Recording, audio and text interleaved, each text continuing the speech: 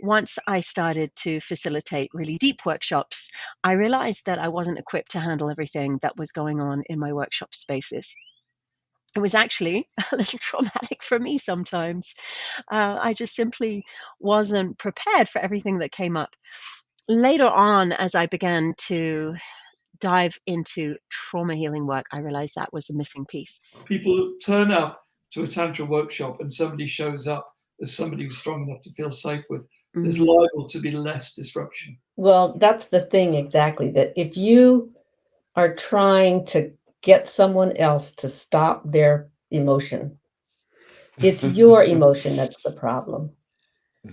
You need to get comfortable with your own discomfort and your own fear and your own grief and anger and everything else.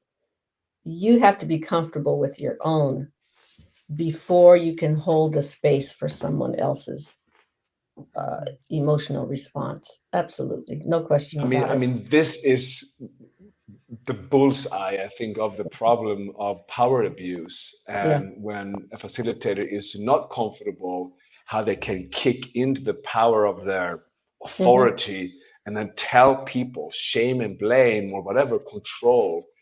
I really want to like hone in and ask you to speak more about this, because what does it mean, like, to do one's work, to be able to be in comfort, to be with one's discomfort? Because I find this moment it's so crucial. Working with clients, working with students, we need to understand what triggers are, these little minefields called triggers. And we need to also notice when we're triggered, and learn how to navigate our own triggers. We can get triggered with our coworkers and our assistants. Our students can get triggered with us. So we really need to understand what triggers are and how we navigate through them. So like we do an exercise and someone sits out and we honor them for taking care of themselves. We honor them for being brave enough to go against all the peer pressure and just take care of themselves. If we play it safe all the time, we can be just fooling ourselves, believing that we're doing all this healing, but nothing really deeply heals. We want to create the activation in the body. We want to work with that activation, but only in the space where people feel safe. It's okay to step to the edge. It's okay maybe to step over the edge for a minute and then step back.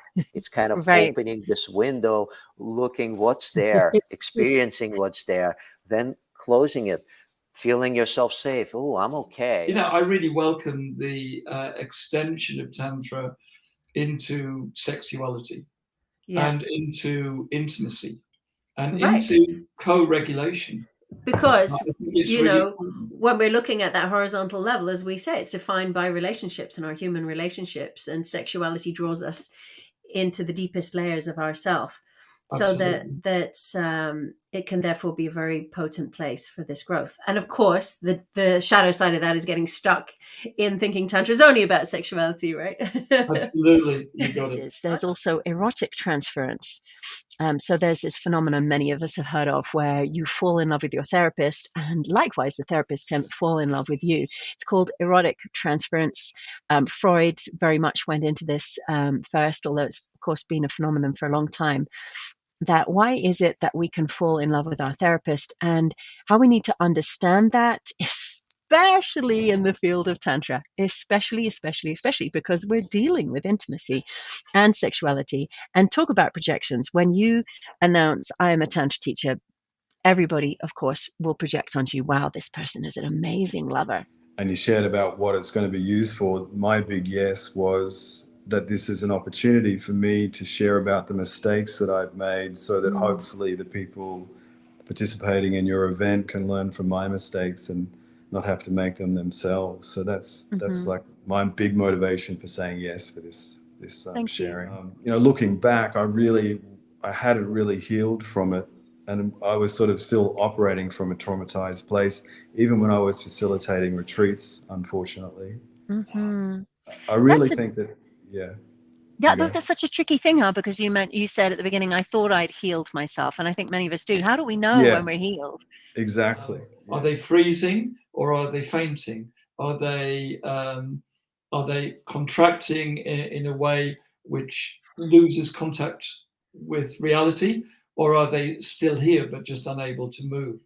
You have to do an assessment. And just forget about everything else. Forget about us. Just take a deep breath and feel your hands on your chest and feel the rise and fall of your rib cage.